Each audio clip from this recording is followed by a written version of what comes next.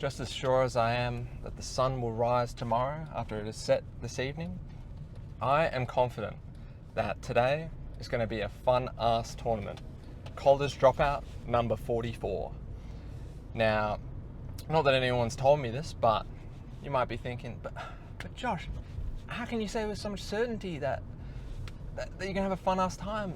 How do you even know that? You haven't even gone to the tournament, you haven't even placed. You're just being overly positive. What are you talking about?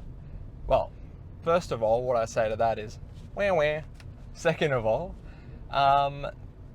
these tournaments are a treat for me. I have lots of fun with them. They're like a highlight of my week, and they've never really felt like a chore, to be honest. Even though I might not place how I want to, or I might place undefeated, that doesn't stop me from having a fun time. If anything, my fun of the game just comes from my enjoyment of it. I enjoy the game regardless of my competitive result.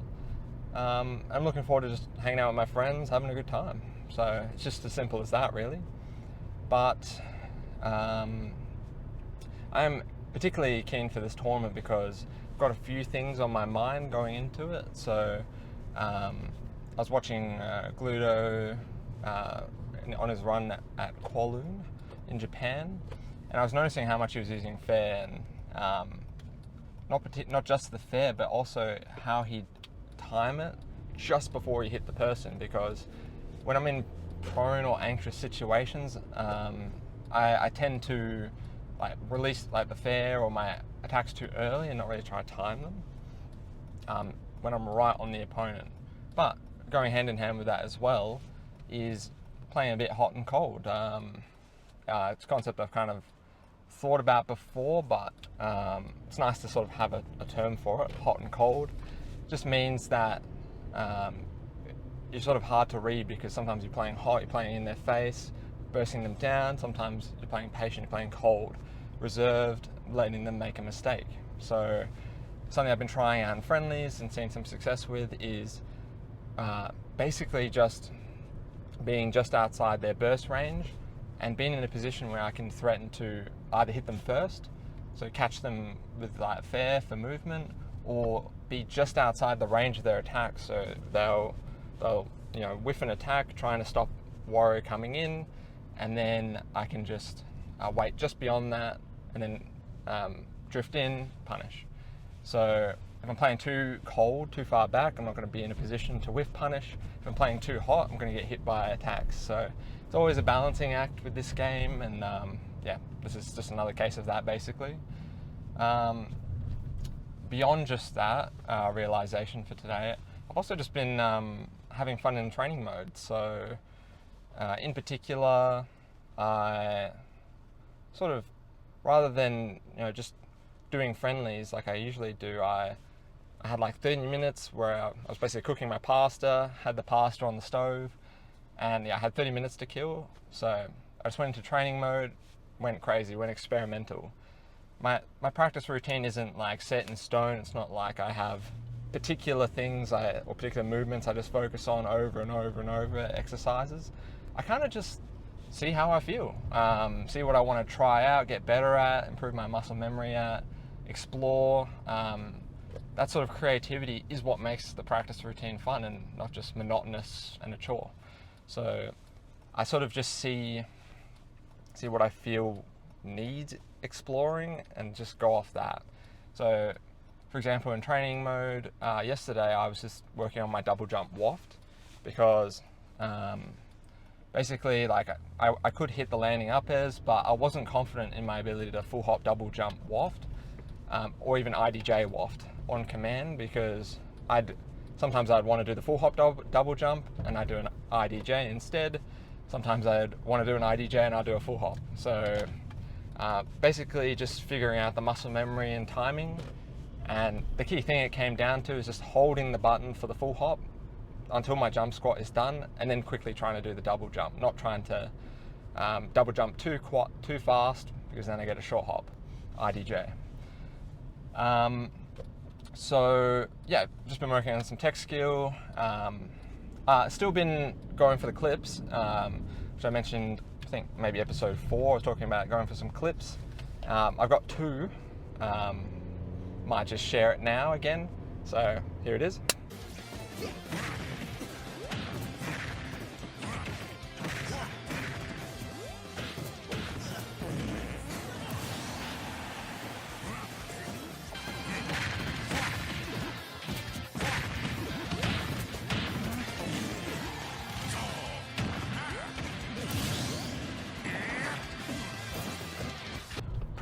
Pretty cool clips, man. That was some cool clips.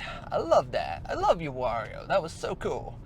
No, but in all seriousness, something I've had on my mind is maybe doing a clip montage. I don't think I have enough clips to sort of make a montage, but I have assembled a list of memes, and we shall go from there.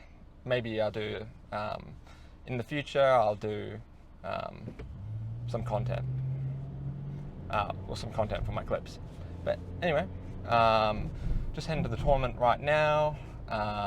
Basically there, and yeah, I'm super keen, willing to see where I go in bracket today. So no expectations, just expecting to have fun and have a good time. So yeah, without further ado, see you later. Hey everyone, a bit of a later upload today, but I'm sure you'll forgive me because it is my 26th birthday. Hidden Unk status like no other. So no games I can review from recently in the last 2 weeks because I haven't made any stream games.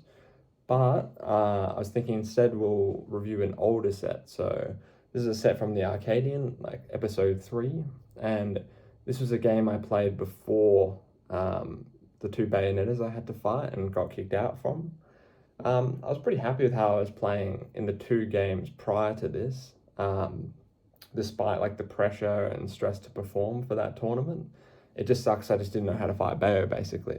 So yeah, game 1 against Hoodwink, I beat him, he was playing Young Link. Game 2, I barely lost against his Yoshi, and that brings us to game 3. So without further ado, let's get into it. All right. So I got my eyes up, probably thinking about some habits of Hoodwink, seeing what I could capitalize on. Of course, a classic. Let's start from here. So let's talk about the burst range. So, or at least what to do in this matchup as Wario, because surprisingly, this is one of the few matchups where Wario doesn't really want to be in the air at all. You can't really contest Yoshi because Yoshi is way faster than Wario in the air, one of the fastest in the game. And Yoshi's areas are, I wouldn't say faster, but they are better, like more disjoint and better range. So Wario doesn't really want to contest Yoshi in the air. So this zone here, a little bit off limits. Instead, actually, if I know he's going to keep trying to contest me in the air, instead I can like dash shield, and I can punish most of his areas on shield. So I can use up B, fair is really good, even near 1. So overall though, I'm just sort of trying to stay a bit more grounded, trying to pick my spots, and really just try to punish what the Yoshi's doing, any habits I notice. So yeah, let's get into it.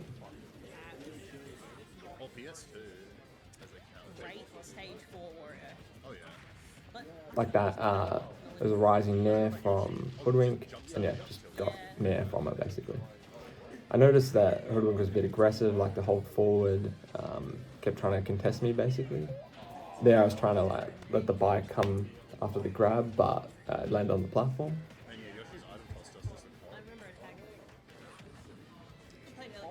Oh, so I'm really trying to contest. I think Hoodwink had a habit of double jumping over using his armor. So in that case, let's just go back a second. So I've just set up basically. I try to dodge the egg, and then now I'm like trying to hover in this area because he loved to just double jump past and then abuse his airspeed to get to center stage.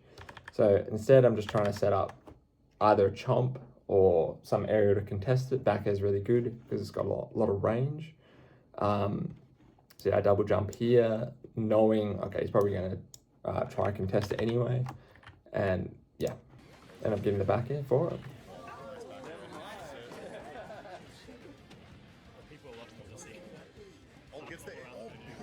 Alright, good sequence from Hoodwink, brings it back to even.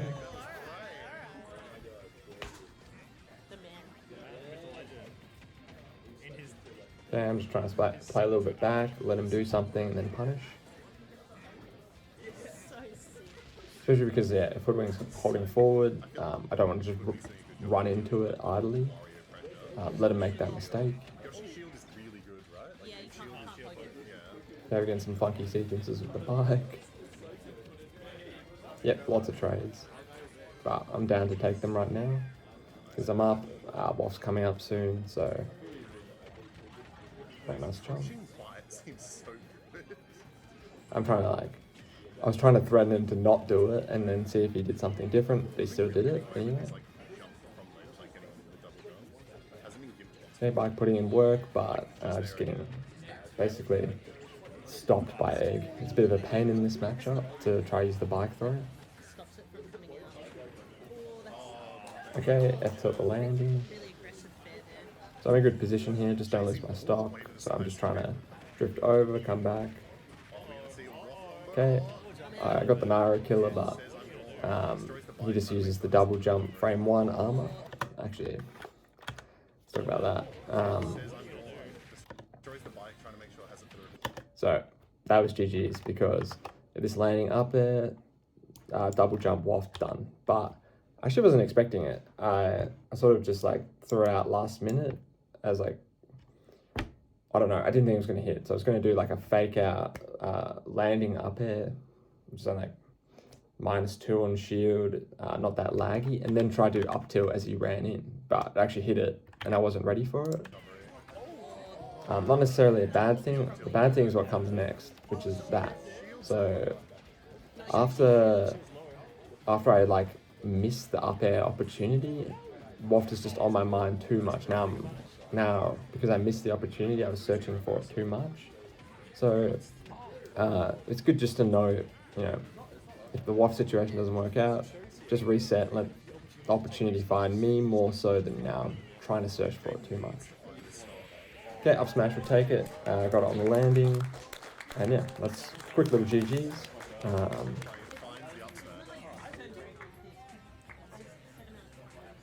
Yeah, I'm just trying to think of any comments, I guess. I don't know, not really much to say. I was just happy with how I was playing on the day. Doing a good job against Yoshi. Yeah, just barely lost game 2. And yeah, game 3 I really locked in and tried to keep the lead. Waft usage wasn't the best. I probably could punish Hoodwink's double jump, have it a bit more, or a bit better, because I think I'd either be trying to threaten with back air, or I just throw out a chomp and it wouldn't work. Instead, I could actually, if I know he's always going to try to go for this double jump over the ledge, I can instead actually try to punish him for doing these eggs as he's trying to set up that double jump. So I come off stage, come down, and then go off and hit him. But yeah, overall, not really much to say. Yeah, just pretty happy with how I played it. So yeah. As the scriptures foretold, a fun tournament was had tonight. Despite not doing the best in bracket, as I was alluding to in the car talk, that doesn't really matter to me that much. More the quality of the practice, quality of what I'm implementing in my game, which, sort of makes me immune to how I go in bracket. Obviously I care about how I go, I want to play as many games as possible, but it's sort of like the saying, you can't control the wind, but you can adjust your sails. So I'm not I can't really control what bracket I'm going to have, how I'm going to do, but what I can do is control how I react to the tournament, whether I have fun or whether I feel like I learn things from friendlies or in bracket. So those I'm definitely in control of, and those I feel like I definitely executed on. So yeah, it was a good fun time. I was seed 12, got 13th. I didn't quite match my seeding, but that's okay. A bit of a rough draw, some of the characters I got, so first I versed Cloud, 2-0'd them, Tezzy, just like outspaced them a bit, got some good sequences off stage as well, and I'm pretty familiar with that matchup because I play a good friend, Bunk, who also plays Cloud. So after... oh my god. So after Tezzy, I fought Will, and they played Sonic, which is obviously a pretty I said trough. I was like thinking tricky and tough. Pretty tough matchup. Yeah, pretty tough matchup. You have to be super patient as Wario. You can't really force anything. You can't really force any approaches. So, yeah, it was a pretty slow game. Obviously, it wasn't streamed because we played like 4 or 5 minutes each game. Just being slow. I was picking my spots, playing defensively, so that Will couldn't really get in either. And yeah, game 2, I brought it last stock, last hit. Had the waft, but unfortunately, when I went to up B and recover, didn't do jump up B. I just did up B. A little clunky, is what it is. I was pretty happy I brought it to that last stock, last hit. After Will, I fought Axel. So if you remember from last week, he's the guy I reviewed who beat me round 1, like this new player. And after the VOD review, I think it really helped my adaptation in the set, like really understanding his mode of operatus and understanding what I need to do in the matchup. So, I mean, something I didn't really emphasize that now I understand more is for small characters like Pikachu, my fair and down to are really good at just being like a pain in their ass when it comes to a disjoint. So like the fair really gets in the way of what Pikachu wants to do when it comes to the air. Down to it's really good on the ground, obviously. So those tools and knowing sort of some of his habits really let me adjust, I guess, from that VOD review. So that was really nice to see. Nice to see the VOD reviews definitely helping. Noticing some other performance boosts as well, not just against Axel. So yeah, that was cool to see. Ended up winning 2-0. Then after Axel, I fought a Bayo. So see, I'm getting a couple of rough draws at the moment. Sonic, Bayo, even Pikachu to an extent, but that's okay. So Ruan is the Bayonetta I fought, and he's the Bayonetta that knocked me into losers for the Arcadian. If you remember, I versed 2 Bayonettas at that tournament, and yeah, got knocked out that way, which kind of sucked. Now, I actually thought I was doing really good game 1. Like, I did some really good adjustments from when we previously played, because I think I understand the matchup more now. Doing a good job being like a pain, like up to was so good in that matchup, unbelievable, great tool to have. If they just get really aggressive, try ABK and I'm just under, up to it's really good. And Rowan would always try side B past the ledge as well, so up to it was good to just keep my advantage, not let him just slip past for free or get hit. So the problem though, game 1, is I built up such a lead. I think I got a bit complacent. I sort of, what was I on like? I think it was at like 160% second stock against his, I don't know, 80% last stock, and he brought it back, killed me at, I think it was 110% with down air, this like random down air, which kind of sucks because I was living hell long in the previous stocks. Yeah, just kind of lost focus a bit there, got complacent, thought I was going to get the win, and yeah, just think I needed to lock in, stay focused, stay with the match a bit more. And then game 2 was also close, but lost that again, so 2-0, 0-2'd out of the bracket now, and yeah, is what it is. A bit unfortunate, I lost to Sonic Bayo, but like I was saying before, like I can't really control when I'm going to fight those characters, but what I can control is I feel like I did a really good job implementing what I wanted to, and I feel like I got a lot out of the friendlies I did. So yeah, that about wraps it up for this week's leveling up my Wario. So yeah, feel free to comment below, maybe some topics you want me to talk about as well, if there's anything on your mind or anything interesting. So yeah, that's about all I have, so see you later.